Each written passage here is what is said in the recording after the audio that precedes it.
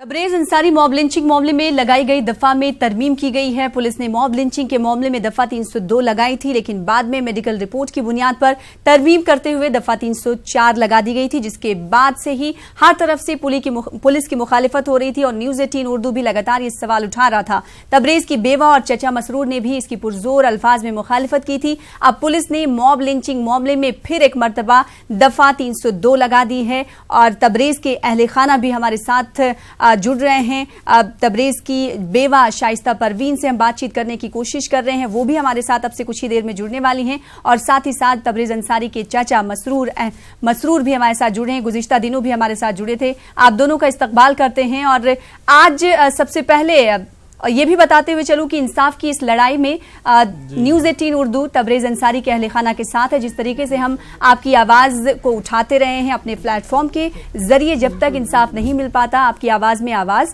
हम लगाते रहेंगे और सवाल उठाते रहेंगे। शाइस्ता परवीन, सबसे पहले आपके पास आना चाहूंगी, आज आपको कब खबर मिली और इस खबर से कितनी मुतमईन हैं आप, क्योंकि धारा 302 फिर से लगा दी गई है? शाइस्ता जी, खबर सुन के तो बहुत खुशी। शाइस्ता थोड़ा तेज बोलिए।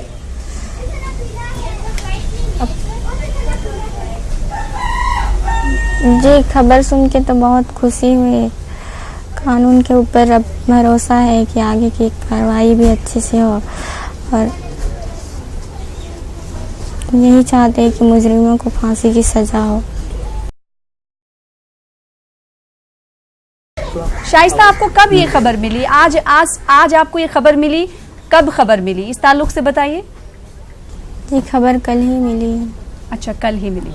मसरूर जो कि तबरेज अंसारी के चचा हैं, वो भी शाइस्ता परवीन के हमरा मौजूद हैं और टीवी स्क्रीन पे आप उनको देख सकते हैं। इस्तकबाल करते हैं मसरूर जो कि तबरेज अंसारी के चचा है। मसरूर साहब, आपके पास आना चाहेंगे। आप इस खबर को सुनकर आपको कैसा महसूस हुआ? अब जिस तरह से लगातार आप मांग कर रहे थे कि दफा 302 लगाई जाए, अब दफा 302 एक बार फिर से लगा दी गई है, आपका रिएक्शन? जी, बहुत खुशी हुई और प्रशासन से तो उम्मीद बिल्कुल हम लोग हटा लिए थे और पुलिस प्रशासन और कानून से उम्मीद, मतलब भरोसा और अफसोस हम लोगों को लग रहा था कि हम लोगों को इंसाफ नहीं मिलेगा। लेकिन हम लोगों ने आवाज़ उठाई और खास तौर से आप न्यूज़ 18 का हम बहुत शुक्रगुजार हैं आप लोगों का कि आप लोगों ने इस इंसाफ की लड़ाई में हमारा साथ दिया और कदम से कदम मिलाकर इस आवाज़ को उठाई, जिसकी वजह से पुलिस को लास्ट में दफ़ा 302 लगाना पड़ा और मुजरिमों के ऊपर दफ़ा 302 लगाकर फिर से केस मुकदमा दफ़ा 302 के धारा कोर्ट में चलने की आवाज़ बुलंद जो हुई तो वो मतलब कायम हो गई है जी। और इसमें बहुत खुशनसीबी है और मैं चाहता हूँ कि इस लिंचिंग मामले में, मॉब लिंचिंग मामले में झारखंड सरकार कोई कानून भी बनाए, ऐसा कानून बनाए कि जिससे दोबारा कोई मॉब लिंचिंग, कोई तबरेज अंसारी की तरह शहीद ना हो। इस तरह से सरकार को चाहिए कि कोई मॉब लिंचिंग के खिलाफ कानून बनाए और मुजरिमों को सख्त से सख्त सज़ा दे, फांसी के तख्ते तक पहुंचाए, फांसी के फंदे तक पहुंचाए, इसलिए कि मुजरिम हमेशा एक भीड़ इकट्ठी होती है और अकेले आदमी को बांधकर पीटकर मार डालती है और लोग खामोश रहते हैं, आवाज़ कोई नहीं उठाते हैं। हम लोगों ने बहुत कोशिश किया, बहुत दौड़ा, बहुत धूपा, बहुत मीडिया वालों से गुजारिश की और इंसाफ वालों से गुजारिश की, प्रशासन से गुजारिश की, हर तरफ दौड़े। उसके बाद फिर 304 को 302 में तब मुतबद्दल किया गया, तब उसको बदला गया, जिसके लिए हम प्रशासन के भी शुक्रगुजार हैं और रघुवर दास जी से, सरकार से भी हम उम्मीद करते हैं कि वो तबरेज अंसारी को ज़रूर इंसाफ दिलाएंगे और हम लोगों को इंसाफ दिलाएंगे। पुलिस प्रशासन और डीआईजी और झारखंड पुलिस का भी बहुत बहुत शुक्रगुजार हैं कि उन्होंने ये दफ़ा 302 लगाकर हम लोगों को इंसाफ दिलाने में मदद की। मोहम्मद मसरूर आलम साहब, आपने ये बात बहुत अच्छी कही कि मॉब लिंचिंग को लेकर कानून बनाया जाना चाहिए। इसी के साथ यहाँ पर बताते हुए चलें कि जुलाई 2018 में मुल्क की सबसे बड़ी अदालत यानी सुप्रीम कोर्ट की तरफ से कहा गया था तमाम रियासती सरकारों को कि मॉब लिंचिंग को लेकर कानून बनाया जाए, लेकिन अब तक रियासती सरकारें इस पर कोई कानून नहीं ला सकी हैं। मसरूर आलम साहब, जिस तरीके से हमने देखा कि गुज़िश्ता 2 दिन पहले आप डीसी से मिलने पहुंचे, एसपी से मिलने पहुंचे, लेकिन वहां से कोई उम्मीद की किरण आपको नजर नहीं आई। क्या आपको यकीन था कि आने वाले दिनों में आपको इंसाफ मिलेगा और जो धारा तब्दील की गई है वो पहले जैसी धाराएं लगाई जाएंगी? नहीं, यकीन नहीं था जी। डीसी साहब के पास गए तो वहाँ पहले मिलने नहीं दिया गया, तो वहाँ पर फिर हमको थोड़ा एहतजाज करना पड़ा। वहाँ हम लोगों ने कहा अगर डीसी साहब से मुलाकात नहीं होगी तो हम लोग अनशन पर बैठ जाएंगे। तो डीसी साहब को खबर मिली तो फौरन वो बुलाए और बैठ के बात की, और वो बोले कि कोई भी पोस्टमार्टम रिपोर्ट या कोई भी जांच रिपोर्ट हमारे पास नहीं है, ये एसपी साहब के पास है, तो आप एसपी साहब के पास जाइए, हम फोन कर देते हैं। तो हम लोग एसपी साहब के पास गए, तो एसपी साहब से जब रिपोर्ट हम लोग पेश करने को कहे कि जांच रिपोर्ट और एसआईटी रिपोर्ट और पोस्टमार्टम रिपोर्ट, ये सब जो भी डॉक्टरों ने जांच की, ये सब रिपोर्ट हम लोगों की ज़रूरत है ताकि कानूनी कार्रवाई हम लोग आगे बढ़ा सके। तो एसपी साहब ने इनकार कर दिया कि आपको ये रिपोर्ट नहीं दिया जाएगा, हम कोर्ट में पेश करेंगे। तो तब से हम लोग बिल्कुल नाउम्मीद हो गए कि अब हम लोगों को कानून से कोई मदद नहीं मिलेगी, प्रशासन से कोई मदद नहीं मिलेगी, और हम लोग नाउम्मीद हो के बाहर लौटे।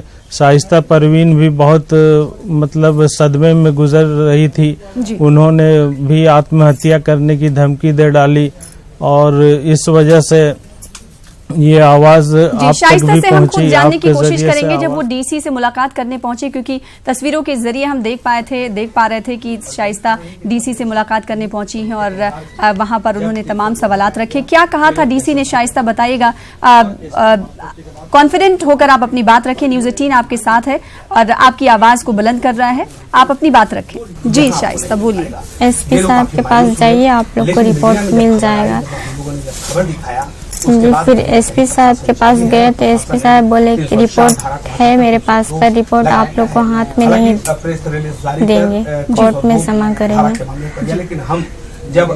क्या शाइस्ता आपको उम्मीद थी कि एक दिन जरूर हमें इंसाफ मिलेगा? क्योंकि हम बार बार देख रहे थे कि आपकी तरफ से ये इजहार किया जा रहा था कि हमें कानून पर भरोसा है, इंसाफ हमें जरूर मिलेगा, और जिस तरीके से धारा को बदला गया, केस को पूरी तरीके से कमजोर कर दिया गया, उसके बाद आप कैसा महसूस कर रही थी और आप कैसा महसूस कर रही हैं?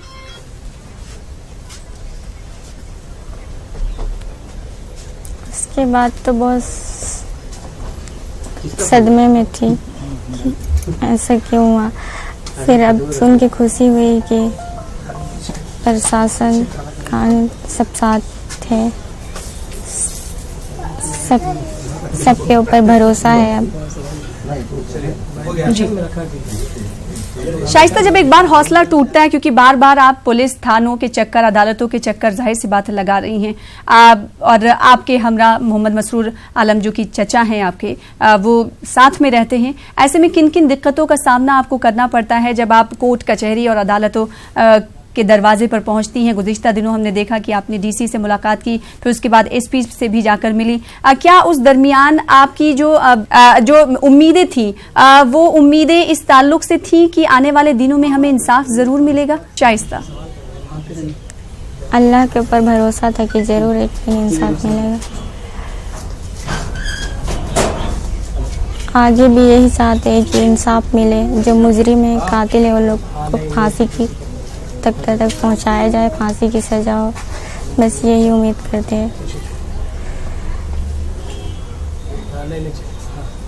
अब आप मुतमईन हैं, क्योंकि दफा फिर से लगा दी गई है 302, जिसे 304 में तब्दील कर दिया गया था और केस को पूरी तरीके से कमजोर कर दिया था। अब वो दिन दूर नहीं है कि मुलजमीन को फांसी की सजा दी जाए। शाइस्ता,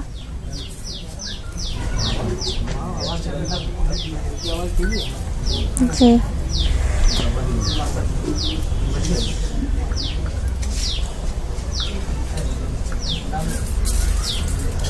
शाइस्ता बोलिए, आपको क्या परेशानियां पेश आई? आप किन किन दिक्कतों से गुजरती हुई आगे बढ़ रही हैं और कैसे अपने हौसले को मजबूत करती हैं? आप इस दुख भरी घड़ी में कैसे अपने आप को संभालती हैं, अपने परिवार को संभालती हैं? और आज जब ये खबर आपको मिली और जो तमाम दिक्कतें आपको परेशानियां पेश आ रही थी, वो तमाम जाहिर सी बात है वो अब छिप गई होंगी और सिर्फ अब ये नजर आ रहा होगा कि अब तो इंसाफ मिलने में देर नहीं है। वो कहते हैं ना कि खुदा के घर में देर है लेकिन अंधेर नहीं है। जी, इंसाफ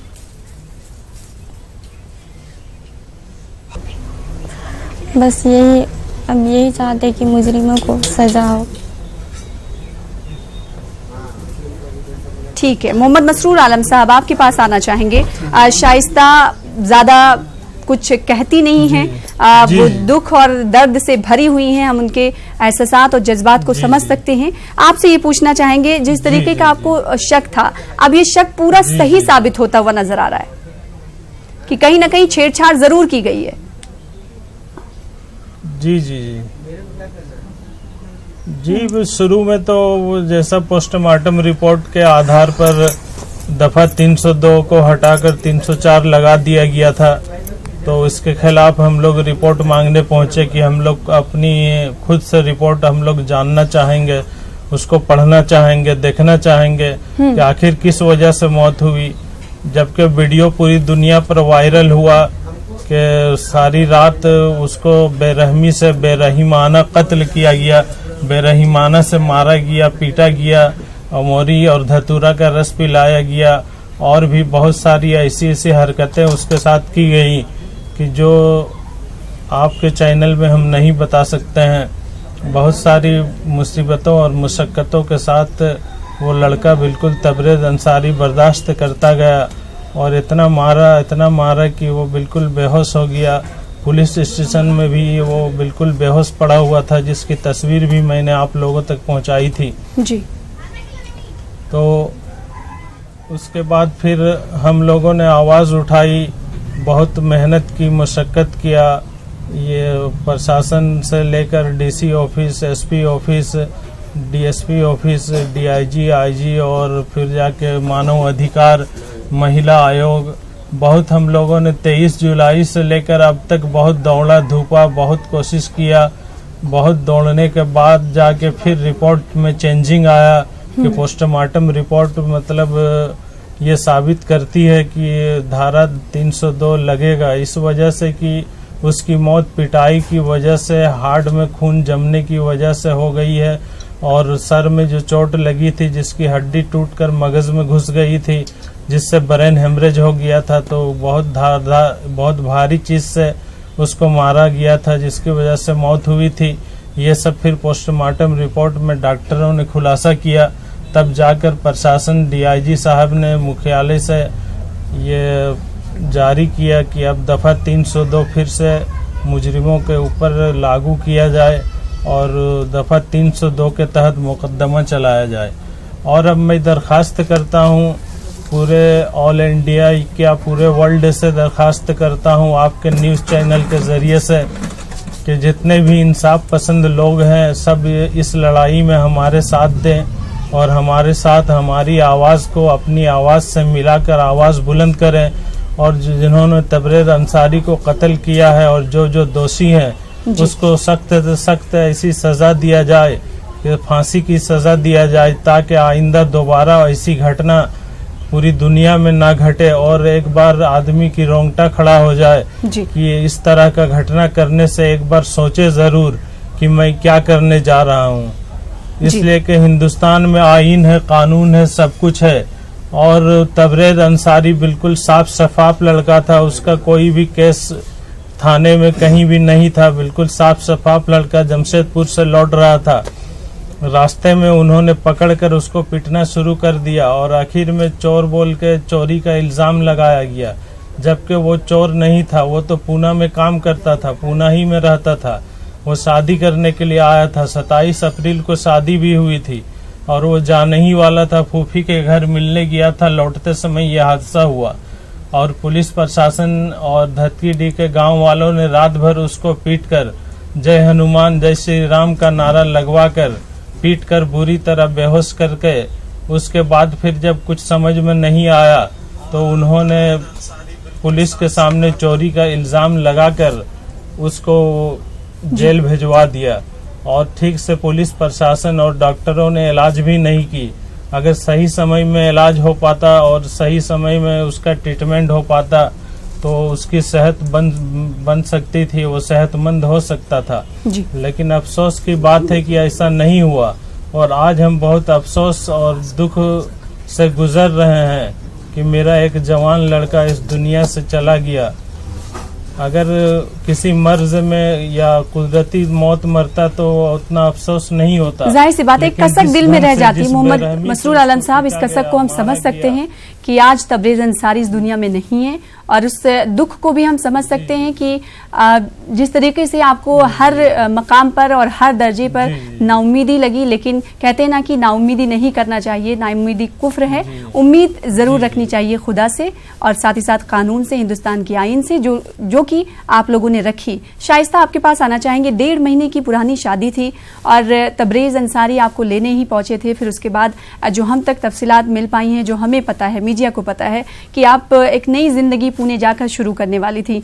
आप मिनटों में, सेकंडों में, एक दिन के अंदर जो ख्वाब आपने सजाए थे वो ख्वाब जो हैं चकनाचूर होते गए। कैसा, मतलब जब याद करती हैं तो हमारे आंख में आंसू आ जाता है। आपको कैसा, मतलब मैं बयान नहीं कर सकती, आप कैसे मतलब इन तमाम चीजों को भूलती हैं और भुलाने की कोशिश करती हैं?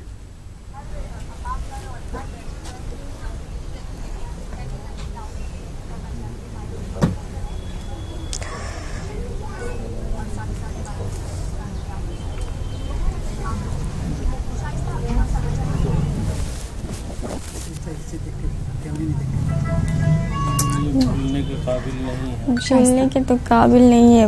भूलने सजा नहीं हो जाती, जब तक सजा नहीं मिलेगी तब तक सुकून नहीं मिलेगा। तबरेज अंसारी के कातिलों को एक बार फिर से कैफरे किरदार तक पहुंचाया जाएगा। जी हाँ, हम इसलिए कह रहे हैं क्योंकि पोस्टमार्टम रिपोर्ट से एक बार फिर से ये साबित हुआ है कि दफा 302 ही लगाया जाना चाहिए, यानी कि तबरेज अंसारी का कत्ल हुआ है। इससे पहले हम आपको बता दें कि पुलिस के जरिए पोस्टमार्टम रिपोर्ट आने के बाद दफा को तब्दील किया गया था, 304 लगा दिया गया था, 302 को तब्दील करते हुए 304 लगाया गया, जिसके बाद मुल्क के हर कोने में, शुमाल से लेके मगरिब तक, मशरिक से लेके जुनूब तक हमने देखा कि इसको लेकर एहतजाजी मुजाहरा किया गया और तबरेज अंसारी के अहले खाना के साथ आवाज़ में आवाज़ बुलंद किया गया। और न्यूज़ 18 उर्दू लगातार सवाल उठाता रहा कि तबरेज अंसारी के आखिर कातिल कौन है और तबरेज अंसारी का कत्ल हुआ है तो मुलजमीन को सज़ा क्यों नहीं दिलाई जा रही और झारखंड सरकार आखिर क्यों मुलजमीन को बचाने की कोशिश कर रही है। गुज़िश्ता दिनों हमने ख़ास मुबाहिसा भी इस पर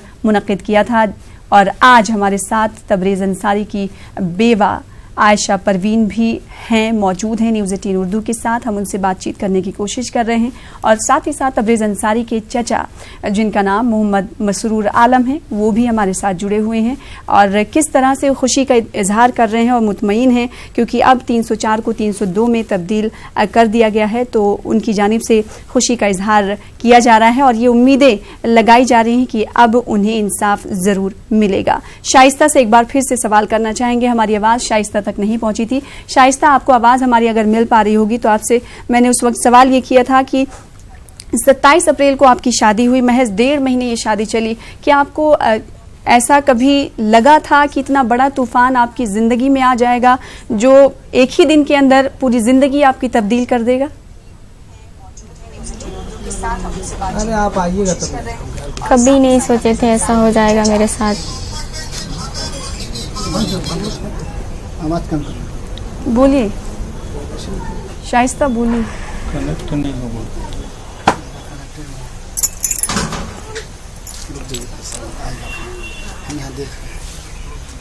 शाइस्ता, जिस दिन ये वाकया पेश आया था 17 जून के दिन पिटाई की गई थी तबरेज अंसारी को, जो वीडियो वायरल हुआ है, क्या उससे पहले जो हम तक तफसीलात पहुंच पाई हैं कि उससे पहले जब वो अपनी फूफी जान से मिलकर वापस आ रहे थे तो उन्होंने फ़ोन किया था आपको, उस वक्त क्या हुआ था, एक बार बताएंगी?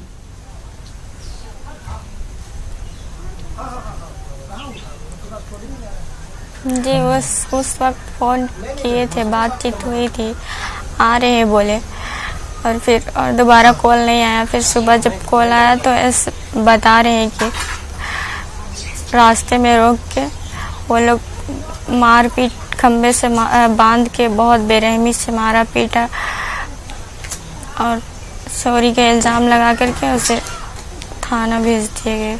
कितने बजे कॉल आई थी शाइस्ता तबरेज़ की, जब वो मिलने के बाद, फूफी से मिलने के बाद लौट रहे थे, जब आपको कॉल किया था उन्होंने? जी जी जी। कितने बजे कॉल पहुंची थी? 10 बजे के टाइम। 10 बजे रात को कॉल आई थी।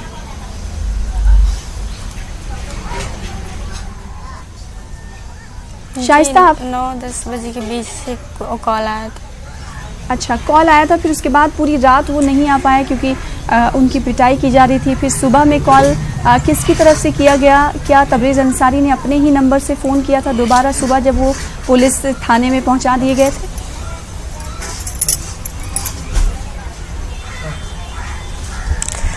नहीं, सुबह में वही जो मारपीट कर रहे थे वही लोग कॉल करवाए, वही लोग बुलवा करा रहे थे और मार के बुलवा रहे थे।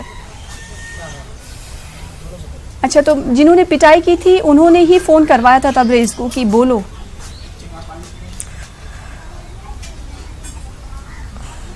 जी। फिर जब आप लोग को जब ये इत्तला मिली, फिर उसके बाद जब पुलिस स्टेशन आप पहुंचे तो किस हालत में था? गुज़िश्ता दिनों हमने देखा कि कल एक इमेज भी पुलिस थाने की हम तक पहुंची है तबरेज़ अंसारी की। जब आप गए और अपनी आंखों से आपने देखा तो तबरेज़ अंसारी की हालत कैसी थी? पुलिस ये कह रही है कि हालत ठीक थी, थोड़ा सा उसको मेडिकल एड देने के बाद फिर जेल इंतज़ामिया के सुपुर्द कर दिया गया था। जब आप लोग गए तो हालत बिल्कुल भी ठीक नहीं थी।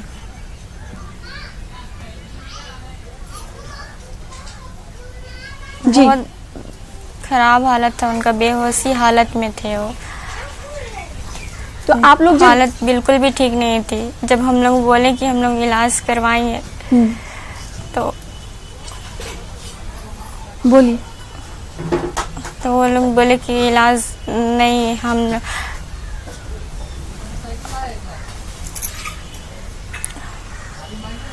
सवाल उठता है कि ऐसी इंतजामिया हमारी आखिर कैसे हो सकती है? और बोले कि कुछ नहीं हुआ है, बस सब नॉर्मल है। जी, सवाल यही उठता है कि ऐसी इंतजामिया हमारी कैसे हो सकती है और ऐसे पुलिस की तरफ से रवैये का इजहार कैसे किया जा सकता है जब एक ख़ानदान ये कह रहा होगा कि इसकी हालत नाजुक है, हमें सुपुर्द कर दीजिए। और ये भी हमारे सामने ये बात आयशा ये आई कि आप लोगों की तरफ से ये कहा गया था कि तबरेज़ अंसारी की तबीयत ज़्यादा ख़राब है, हालत ज़्यादा ठीक नहीं है, लिहाजा हमें इन्हें दे दिया जाए, जब इनकी तबीयत ठीक हो जाएगी तो हम इसे फिर से पुलिस के पास छोड़ देंगे, ऐसा भी कहा गया था। जी जी, ऐसा कहा। फिर भी वो नहीं माने थे, फिर भी वो नहीं माने।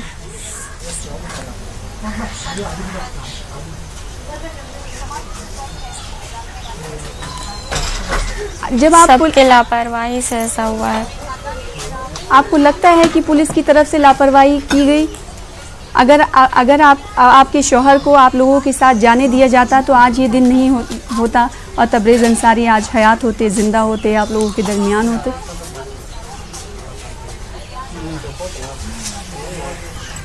हाँ, अगर उनका सही ढंग से इलाज होता तो वो आज जिंदा रहते हैं। मोहम्मद मसरूर आलम साहब, आपसे सवाल ये करना चाहेंगे, मतलब आप पूरा एक तरीके से कहते हैं ना कि बातें एकदम साफ हो गई है कि डॉक्टरों की टीम की तरफ से कहीं ना कहीं लापरवाही की गई थी, क्योंकि अब जो रद्द-ए-अमल आया है एमजीएम के ओहदेदार की तरफ से कि पोस्टमार्टम रिपोर्ट में ही पहले ही कह दिया जाना चाहिए कि cause of death due to cardiac arrest, due to head injury. जी जी, मतलब पहले ही कहीं ना कहीं शुरू ही में जो सबूत को नजरअंदाज करने की कोशिश की गई। शवाहिद मौजूद थे लेकिन उस तरफ देखा नहीं गया, इग्नोर किया गया। जी जी जी। शाइस्ता, आपसे आखिरी सवाल ये करना चाहेंगे, अब जबकि दफा तब्दील हो गई है, अब आप कैसा महसूस कर रही हैं और ये उम्मीद की जा सकती है आपसे कि अब आप अपनी ज़िंदगी पहले के मुकाबले अब सही ढंग से गुजारती हुई नज़र आएंगी?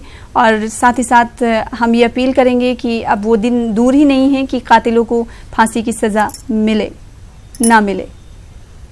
आखिर में क्या कहना चाहेंगी? जी, अब तो सुन के खुशी लगी, आप लोग का साथ, आप लोग की वजह से आज ऐसा हुआ। जी, क्या कहना चाहेंगी आप? आप लोग का बहुत बहुत शुक्रिया। जी, न्यूज़ 18 उर्दू आपके हमरा हमेशा खड़ा हुआ है और आपकी आवाज़ में आवाज़ बुलंद करता रहेगा और जो सवाल उठ रहे हैं वो उठाता रहेगा, सरकार तक पहुंचाता रहेगा। मोहम्मद मसूद आलम और शाइस्ता हमारे साथ जुड़ने के लिए और अब बात रखने के लिए, बातचीत करने के लिए बेहद शुक्रिया। फिलहाल इसी के साथ मुझे दीजिए इजाज़त। आदाब।